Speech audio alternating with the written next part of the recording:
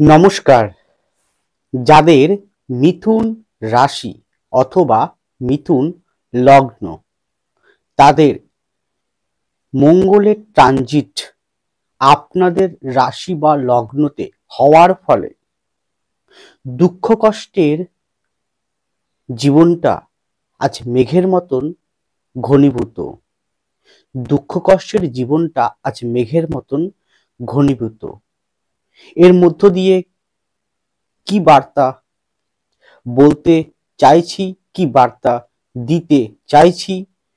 মঙ্গলের ট্রানজিট হওয়ার ফলে আপনাদের জীবনে কি ধরনের ঘটনা ঘটতে চলেছে, কি রকম বিষয় থেকে নিজেকে সাবধান, সচেতন, সতর্ক হয়ে চলবেন, চলার পথটি আপনাদের কেমন হবে, কি রকম ভাইব্রেশন আপনাকে দেবে, সমস্ত বিষয়টাই আজকে আলোকপাত করব। আপনার যেটাই হোক, আপনার লগ্ন হতে পারে মিথুন অথবা রাশি হতে পারে মিথুন, উভয়কেই দেখার জন্য সাদরভাবে আমি শ্রদ্ধা সহকারে আমন্ত্রণ জানাচ্ছি। সুতরাং প্রোগ্রামটি কন্টিনিউ করার পূর্বে পরবর্তী প্রোগ্রামগুলোকে অতি সহজে পাবার জন্যে আমার চ্যানেলটিকে সাবস্ক্রাইব করুন এবং পাশে থাকা বেল আইকনটি অবশ্যই প্রেস করবেন।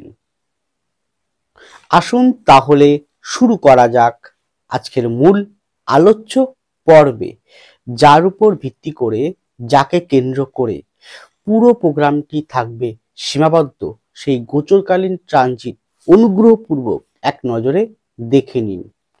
তাহলে আজকের প্রোগ্রামটি মূলত যে গ্রহটাকে কেন্দ্র করে হবে সেটি হচ্ছে মঙ্গল।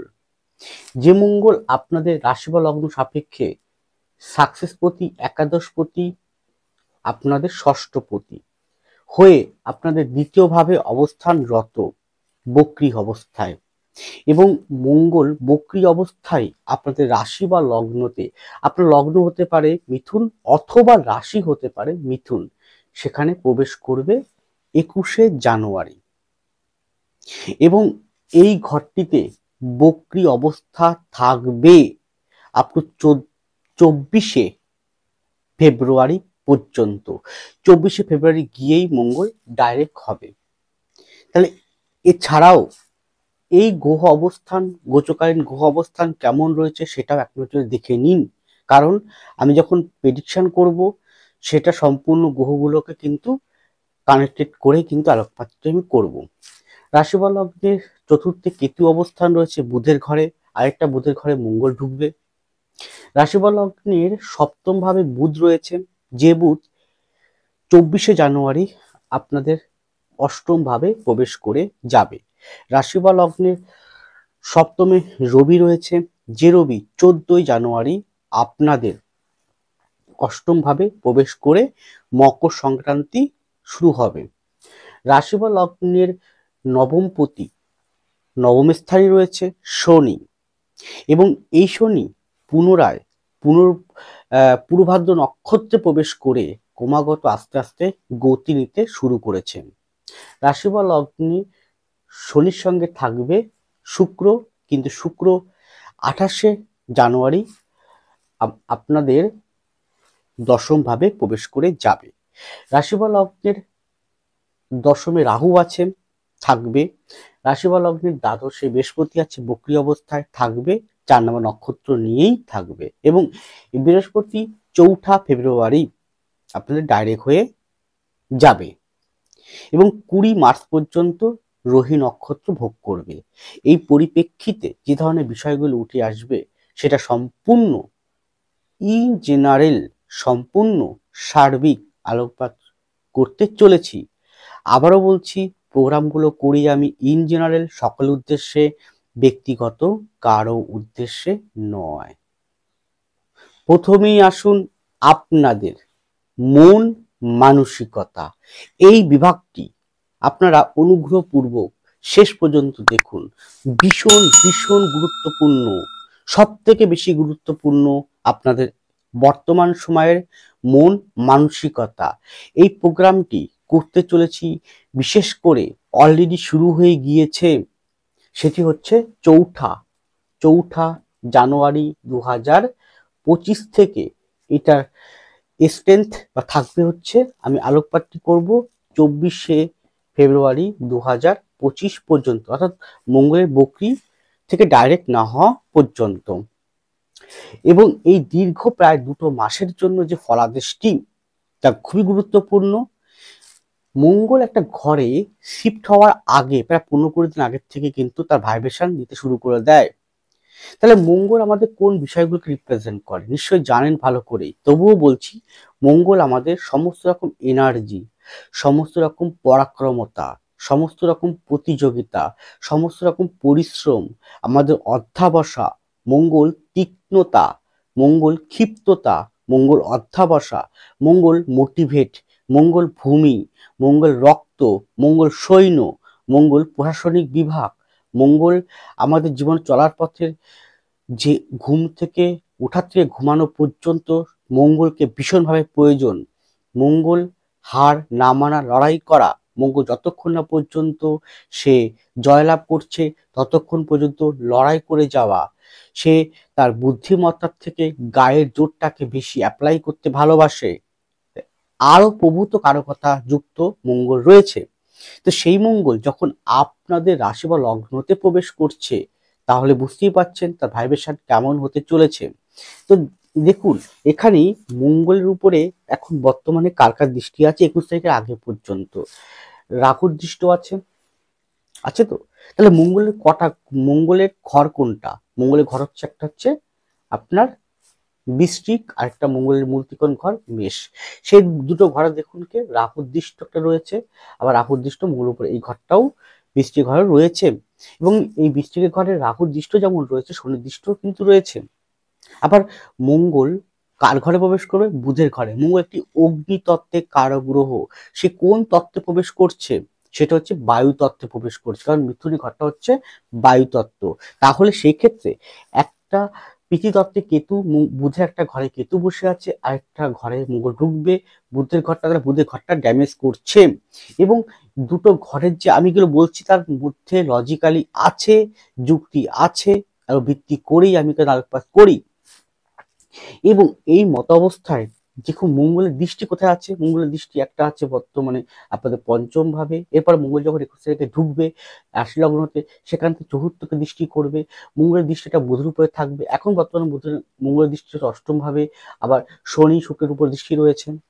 তাহলে এই পরিপ্রেক্ষিতে বলা যায় যে আপনারা অলরেডি শুরু হয়ে গিয়েছে দুঃখময়, কষ্টময়, ঘনীভূত হওয়া জীবনটা একটা মেঘের মতন ঘনীভূত হয়ে যাওয়া, যা অলরেডি শুরু করে দিয়েছে।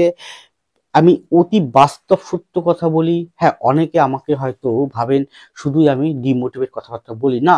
আমি বলছি আপনাকে চলার পথে সাবধানতার জন্য, আমি বলছি চলার পথে সচেতনতার জন্য, আমি বলছি আপনাকে ভালো রাখার জন্য। আপনি এই কাজগুলো করবেন, এগুলো করবেন না। দেখুন, ভালো সময়টা অটোমেটিক কিন্তু মানুষ কখন যে পার করে যাবে সে নিজেও টের পাবে না। কিন্তু দুঃখের সময়, খারাপ সময় যখন মানুষের চলে, তখন কিন্তু সে বুঝতে পারে সময়টা কাকে বলে, তাই না? নিজেরাই বুঝতে পারে নিজের জীবন দর্শন দিয়ে। আমার বলতে হবে না, নিজেরাই জেনে যাবেন নিজেদের চলার পথে জীবন দর্শন দ্বারা। তাহলে খারাপ সময়টাকে আপনাকে মেনটেন করতে হবে, খারাপ সময়টাকে আপনাকে পার করতে হবে কিছু পদক্ষেপের মাধ্যম দিয়ে, যেগুলো আপনাকে দেখিয়ে দেব।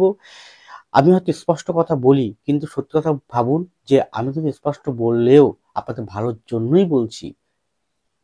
আপনারা আমার কথাগুলোকে বোঝার চেষ্টা করুন, আর সেভাবে আপনারা চলুন।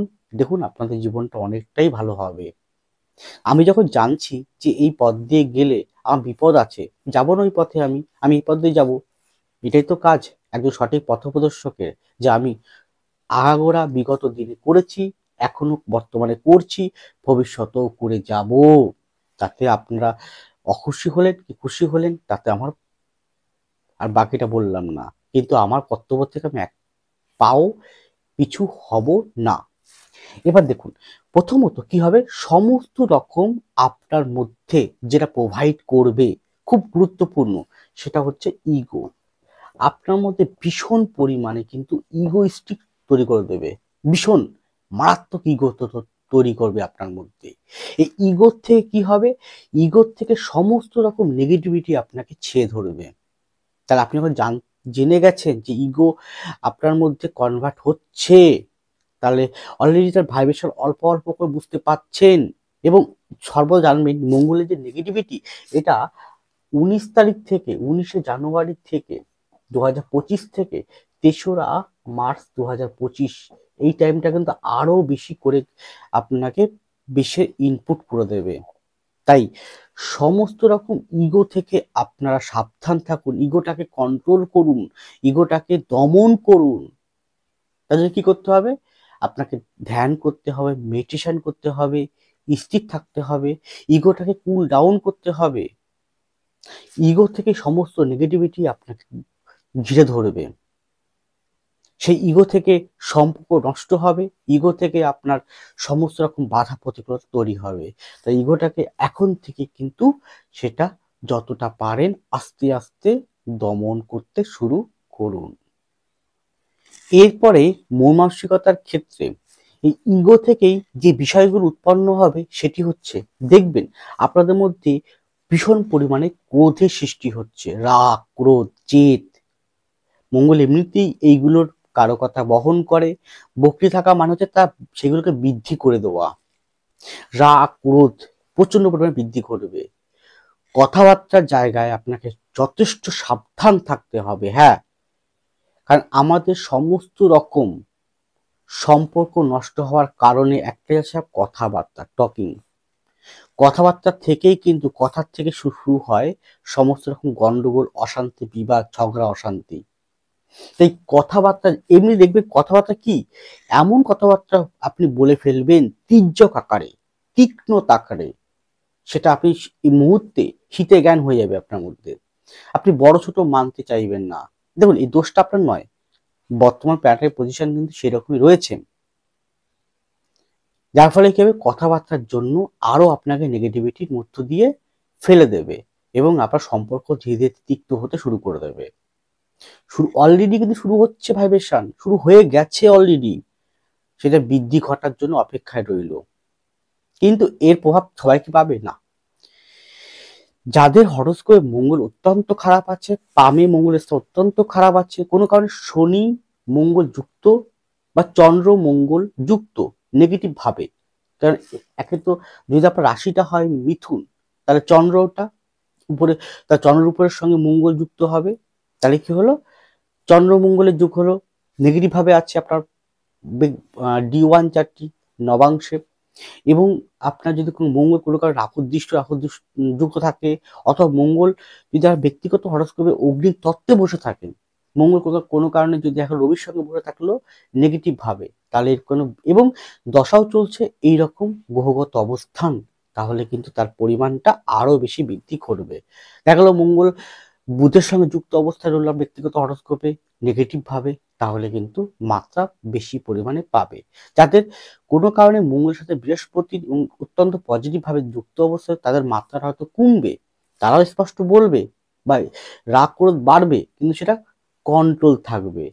যাদের নেই তারা কিন্তু বেগতিক কন্ট্রোল বেড়ে যাবে। এরপরে কি হতে পারে, আপনার মধ্যে দেখবেন কমিউনিকেশন আস্তে আস্তে কমে আসছে, যার ফলে কমিউনিকেশন অভাব হলো, কমিউনিকেশন থেকে বা অন্য কোনো কারণ হেতু টেনশন, হতাশা, ডিপ্রেশন বাড়তে থাকবে। এছাড়াও ঝগড়া, অশান্তির পরিপূর্ণ হওয়ার টেন্ডেন্সি প্রবলভাবে কিন্তু এই 4 তারিখ থেকে 24শে ফেব্রুয়ারি পর্যন্ত কিন্তু তার ভাইব্রেশন থাকছে।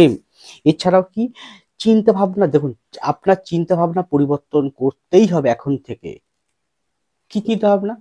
আপনি ভাবছেন যে আমার দ্বারা কিছু হবে না, আমি পারবো না, আমি অসফল ব্যক্তি ইত্যাদি। না, ওখান থেকে নিজেকে পরিবর্তন করুন, পরিস্থিতিটাকে চিনতে শিখুন। এছাড়াও যারা আধ্যাত্মিকতার সঙ্গে যুক্ত আছেন তারাও দেখবেন এইরকম প্রভাবিত হবে, তারা আধ্যাত্মিকতা থেকে কিছুটা বিচ্ছিন্ন হওয়ার দিকে এগিয়ে যাচ্ছেন বা বিচ্ছিন্ন হয়ে পড়ছেন। তাহলে কি করতে হবে, আপনাকে স্থির থাকতে হবে। যতটা পারেন নিজের মনকে স্থির রাখুন, নিজের মনকে শান্ত রাখুন, নিজের মনকে কন্ট্রোলে রাখুন। এবং অবশ্যই যদি নিজের মনকে কন্ট্রোল না রাখতে পারেন, স্থির না থাকতে পারেন, তাহলে সমস্ত কাজের কিন্তু বিঘ্ন হতে বাধ্য হবে, যা কিন্তু চলার পথটাকে আরো অবরুদ্ধ করে দেবে। এছাড়াও সমস্ত রকম সম্পর্কের মধ্যে উত্থান পতন লেগেই থাকবে এই সময়টা। সুতরাং এই কটা বিষয় যদি আপনি লক্ষ্য করছেন, আপনার ব্যক্তিগত জীবনে পরিলক্ষিত হচ্ছে, তাহলে তার থেকে বের হওয়ার উপায়গুলো আপনাকে জানতে হবে। এবং অবভিয়াসলি বলবো আমি, যে ব্যক্তিগত জন্মকুণ্ডলী, ব্যক্তিগত পাম থেকে তার সলিউশন বের হয়ে আসে কি করতে হবে। এবং আরো দেখবেন যে চলার পথে সমস্ত রকম প্রতিবন্ধকতা একের পর এক আসতে লাগছে, একের পর এক ঘন কালো অন্ধকার, ঘন কালো মেঘের মতন চারিদিকটা ঘিরে ধরছে। তাই তো বলবো, এই জায়গাতে মুক্ত হওয়ার জন্য ব্যক্তিগত জন্মকুণ্ডলী যদি না থাকে, তাহলে পাম যে কোনোভাবেই হোক কনসালটেন্সির মাধ্যম দিয়ে সঠিক পথটি দেখে নিন। যদি আপনি বা আপনারা আমার সাথে কন্ট্যাক্ট করতে চান বা আমার কাছ থেকে কনসালটেন্সি পেতে চান যে কোনো বিষয়ে নিখুঁত আকারে, এবং তার সলিউশন কি আছে, প্রতিকার কি আছে, তাহলে অবশ্যই স্ক্রিনে ফোন নাম্বার, ডেসক্রিপশন বক্সে ফোন নাম্বার দেওয়া আছে, যোগাযোগ করুন। আমাকে অফলাইন অনলাইন দুই জায়গায় পাবেন। আমাকে আপনারা পাবেন প্রতি শুক্রবার উত্তর কলকাতার শোভাবাজার চেম্বার, প্রতি রবিবার হাওড়ার বালি চেম্বারে। প্রতিদিন online by phone consultancy available রয়েছে। আমি আছি আপনার পাশে সঠিকভাবে পথ দেখানোর জন্য, 100% পথ দেখানোর জন্য, এবং আপনাকে সমস্যা থেকে বের করে নিয়ে আসার জন্যে। এরপরে আপনাদের শরীর স্বাস্থ্য। প্রথম বলবো অ্যাংজাইটিস, রক্ত জাতীয় বিষয়, থাইরয়েড জাতীয় বিষয়, কোষ্ঠকাঠিন্য, অশ্ব জাতীয় বিষয়, নার্ভ সিস্টেমটা। এছাড়া বলবো হার্ট বা বুক রিলেটেড, চেস্ট রিলেটেড জায়গাটা। এই কটা বিষয় যদি মনে হচ্ছে, এবং অবভিয়াসলি কিন্তু পেট সংক্রান্ত জায়গা যদি মনে হয়, তাহলে টু বি ডক্টর। এরপরে আপনাদের সাংসারিক বা বৈবাহিক জীবন। দেখুন, প্রথমত চতুর্থ ভাবে কিন্তু কেতুর অবস্থান অলরেডি আছে। সেখানে মঙ্গল যখন ঢুকে যাবে, তখন কিন্তু দৃষ্টি একটা পড়বে চতুর্থ ভাবে কেতুর উপর পড়বে। অর্থাৎ সংসার জীবনের ক্ষেত্রে আপনার মধ্যে অহেতুক দুশ্চিন্তা, অহেতুক সন্দেহবাতিকতা, এমন কোনো ক্রিটিক্যাল ইগোর মধ্যে পড়ে গিয়ে স্বামী স্ত্রীর মধ্যে গন্ডগোল যা অলরেডি চলছে, সেটা আরো কিন্তু বৃদ্ধি ঘটবে। এবং সেটা কিন্তু যদি আপনি ব্যক্তিগত হরোস্কোপে ডিভোর্সের মতন জায়গা থেকে থাকে, যদি আপনি মাঙ্গলিক হন, বা মাঙ্গলিক বলতে প্রকৃত মাঙ্গলিক হন যদি হয়ে থাকেন, বা আপনার যদি কোনো কারণে মঙ্গল অত্যন্ত খারাপ থাকে, যদি আপনার 4th হাউসটা খারাপ থাকে, পাম যদি খারাপ থাকে, পামে যদি কেতুর স্থান, বুধের স্থান, মঙ্গলের স্থান খারাপ থাকে, তাহলে কিন্তু ইভেন আপনার যদি কোনো কারণে মঙ্গল লগ্ন রাশি 4th-এ, 7th-এ এবং অবশ্যই অষ্টমে বা দ্বাদশে বসে, কোনো কারণে বৃহস্পতির শুভ সংযোগ নেই, তাহলে কিন্তু ডিভোর্সের মতন জায়গায় কিন্তু পৌঁছে যেতে পারে। এই সময়টা বিচ্ছেদ হতে পারে, মানসিক বিচ্ছেদ, শারীরিক বিচ্ছেদ, বা যে কোনো প্রকার বিচ্ছেদ। অলরেডি তার ভাইব্রেশন কিন্তু শুরু হয়ে গিয়েছে। তাহলে আপনাকে উচিত এখন থেকে সেই জায়গাগুলোকে রিমুভ করা।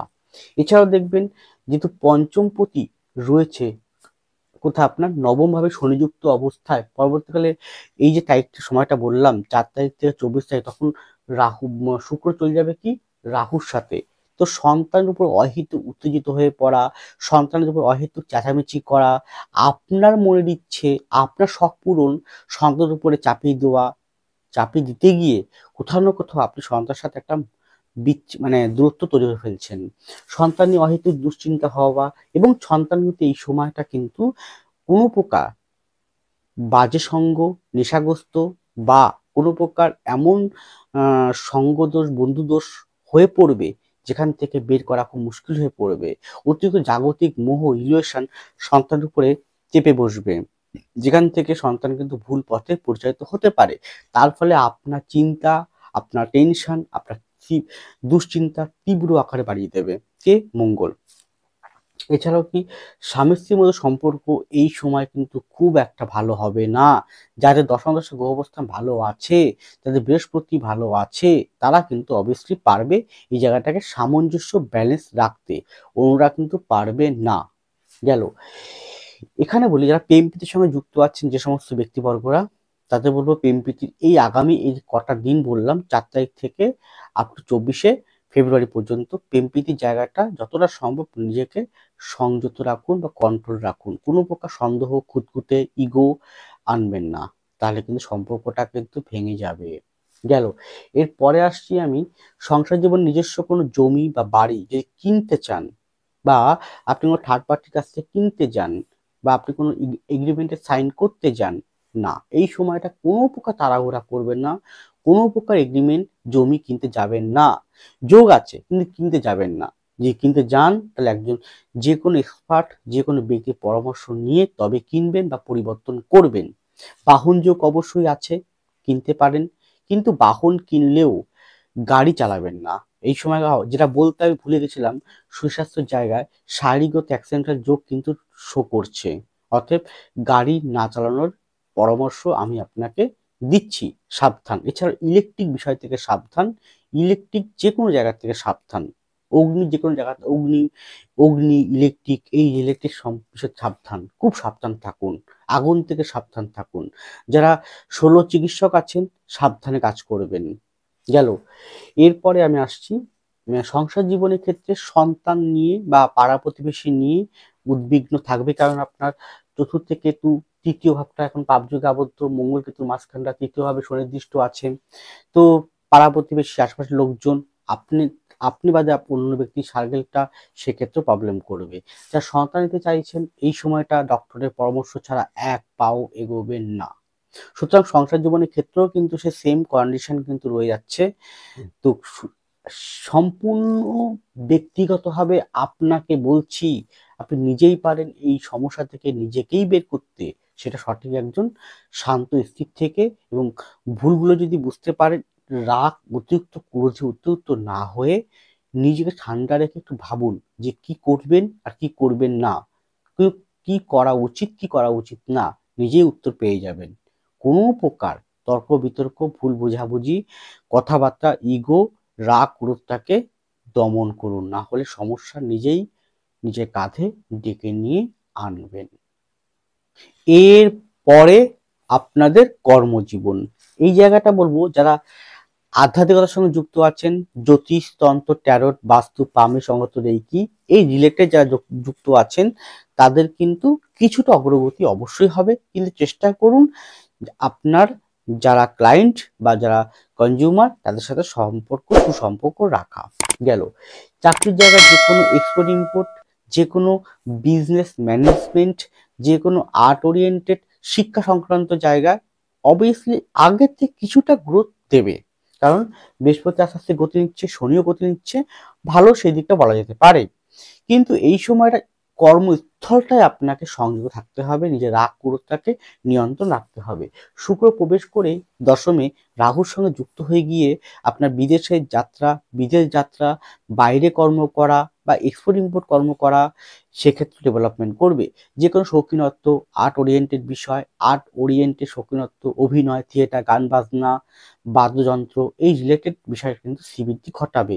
এছাড়াও যারা এখানে মেডিসিনের ব্যবসা করছেন বা মেডিকেল রিপ্রেজেন্টেটিভ আছেন তাদের ক্ষেত্রে ডেভেলপমেন্ট কিছুটা গ্রোথ দেবে, কিন্তু সম্পূর্ণ নির্ভর করবে আপনার অতিরিক্ত আত্মবিশ্বাসটা ত্যাগ করতে হবে, রাগ ক্রোধটাকে দমন, এবং আপনি ব্যবসাদার হলে, ব্যবসায়িক করলে, ব্যবসায়ী মানুষ হলে আপনার শান্ত মাথায় ডিলিং করবেন বা আপনার কাস্টমারের সাথে সুব্যবহার রাখবেন।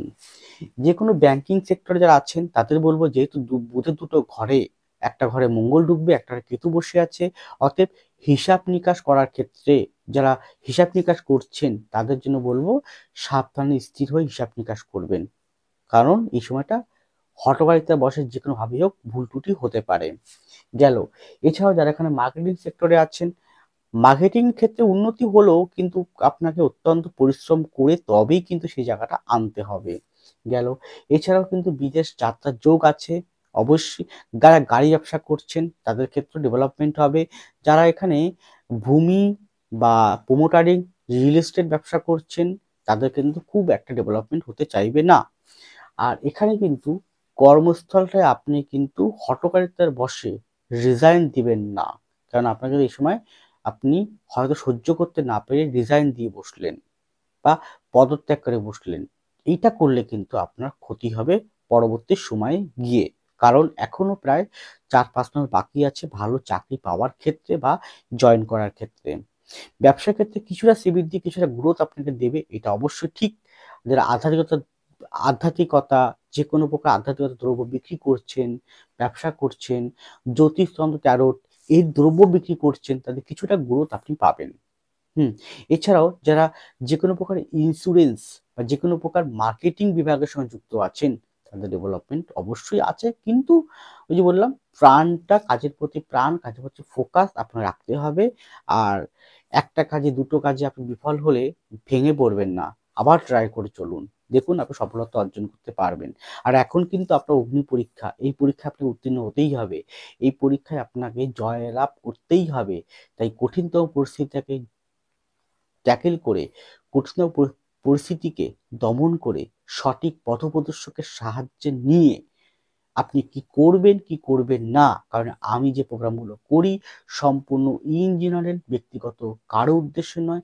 যদি মনে করেন আপনার কর্মজীবন নিয়ে, অর্থনৈতিক জীবন নিয়ে, আপনার সাংসারিক জীবন নিয়ে, সন্তান নিয়ে, কেরিয়ার নিয়ে, আপনার মন মানসিকতা, আইনগত সমস্যা যে কোনো, এবং ডিভোর্স বা কর্মস্থলে কোনো চাকরি পরিবর্তন করবেন কি করবেন না, কোন চাকরি ভালো, কোন ব্যবসা ভালো, বিদেশ যাত্রা আছে কি নেই, এভরিথিং যে কোনো বিষয়ের জন্য যদি মনে করেন কনসালটেন্সি নিতে চান, স্ক্রিনে ফোন নাম্বার, ডেসক্রিপশন বক্সে ফোন নাম্বার দেওয়া আছে, যোগাযোগ করুন।